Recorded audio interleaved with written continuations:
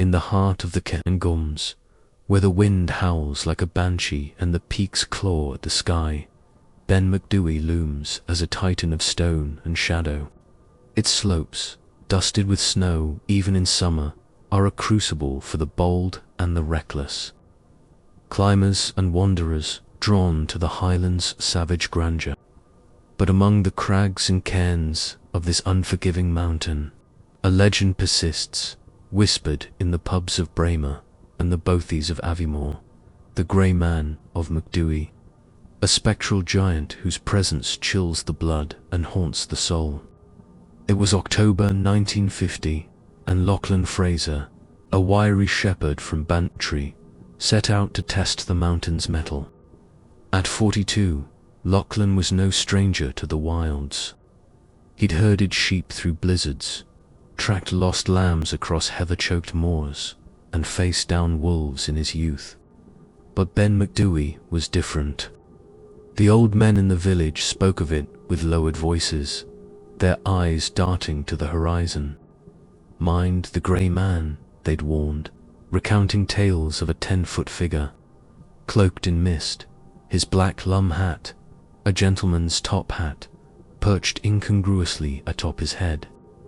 He was said to haunt a lonely cairn near the summit, a harbinger of doom who pursued the unwary as far as Braemar, 11 miles distant.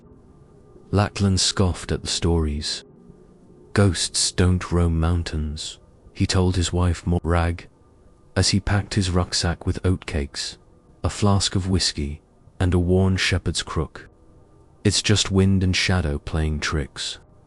Morag, her face etched with worry, pressed a silver cross into his hand. "For luck," she murmured. Lachlan tucked it into his pocket, more to ease her mind than his own, and set off under a sky bruised with clouds. The ascent was brutal. The path snaked through glens of gnarled pine, then gave way to scree and boulder fields that tested Lachlan's boots and resolve. By noon, he'd reached the shoulder of Ben Macdui, where the air grew thin and the world fell silent, save for the crunch of his steps and the distant scream of a golden eagle. The summit loomed ahead, crowned by a cairn of stacked stones, its silhouette stark against the gathering mist. Lachlan's breath hung in the air as he paused to sip from his flask, the whiskey burning a path to his chest. "Not far now," he muttered, though a prickle of unease stirred at the base of his neck. As he neared the cairn, the mist thickened, curling like smoke around the rocks. The temperature plummeted, and Lachlan's fingers numbed despite his woolen gloves. He tightened his scarf, chalking it up to the mountain's fickle weather. But the silence felt wrong, too heavy, too watchful. Then he heard it, a faint crunch, like footsteps, shadowing his own. He froze, his heart thudding. "Who's there?" he called, his voice swallowed by the fog. No answer came, but the crunching resumed, deliberate and close. Lachlan spun, his crook raised, but saw only mist and stone. Shaking off the fear, he pressed on to the cairn, its stones slick with frost. He meant to rest there, to etch his name in the climber's log tucked beneath a rock, but something stopped him. A shape loomed in the fog, a silhouette, impossibly tall, its contours blurred but unmistakable. It stood motionless, perhaps 50 yards off, its head crowned with the sharp outline of a top hat. Lachlan's breath caught. The figure was grey, not the grey of stone or cloud, but a sickly hue, like ash stirred from a dead fire. Its limbs were long, unnaturally so, and though Lachlan couldn't see its face, he felt its gaze, heavy and malevolent. "Who are the—" he shouted, his voice cracking. The figure didn't move, but the air grew colder, the mist coiling tighter. Lachlan's hand fumbled for the cross in his pocket, its edges biting into his palm. Then, with a lurch, the figure took a step. The ground seemed to shudder, and Lachlan's nerve broke. He turned and ran, his boots slipping on the scree, his breath ragged. The crunching followed, steady and relentless, matching his pace.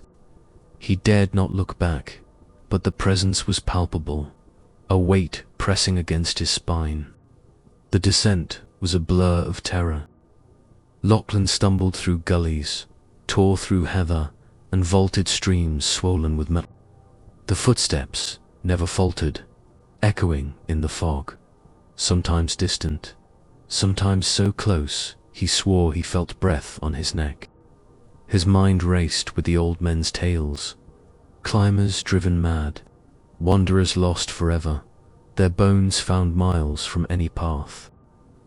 The grey man was no mere ghost, they'd said, but a guardian of the mountain, or perhaps its curse, born from the blood and sorrow of ancient battles fought on these slopes.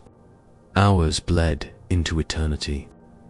Lachlan's legs burned, his lungs screamed, but fear drove him onward. The mist began to thin as he descended, the lights of Braemar flickering in the distance like salvation. Only when he reached the outskirts, collapsing against a dry stone wall, did the footsteps cease. He lay there, gasping, the cross still clutched in his hand, its silver warm from his grip. The night was still, the mountain a dark smear against the stars. No figure emerged from the shadows, no hat gleamed in the moonlight, but Lachlan knew what he'd seen. He stumbled into Braemar's pub, his face ashen, his clothes torn. The regulars fell silent as he recounted his tale, their skepticism fading at the raw terror in his eyes. It was him, Lachlan rasped, draining a pint to steady his nerves. The grey man? He chased me nigh on 11 miles. The barman, an old climber named Tam, nodded grimly. You're lucky to be here, lad. Not all are. Lachlan never returned to Ben Macdui. He hung his crook above the hearth and kept the silver cross on a chain around his neck. Morag, relieved but haunted by his story, burned sage in their cottage to ward off lingering spirits. Word of Lachlan's encounter spread, reviving the legend in Banchory and beyond. Climbers began leaving offerings at the cairn, coins, whiskey, even a battered top hat, hoping to appease the grey man. Scientists scoffed, blaming altitude sickness or optical illusions, but the locals knew better. The mountain kept its secrets, and the grey man was one of them. Decades later, Ben Macdui remains a magnet for the brave and the foolish. The cairn still stands, its stones weathered but unyielding, a silent witness to the mountain's mysteries. Climbers speak of fleeting shadows, footsteps in the mist, a chill that defies the sun. And in Braemar's pub, where Lachlan's tale is now legend, a faded photograph of him hangs on the wall, his eyes forever fixed on the horizon, as if watching for a grey figure in a black lum hat. Wait. Many thanks for treading this tale's dark path. If its chill gripped you, like, follow, subscribe, and comment below.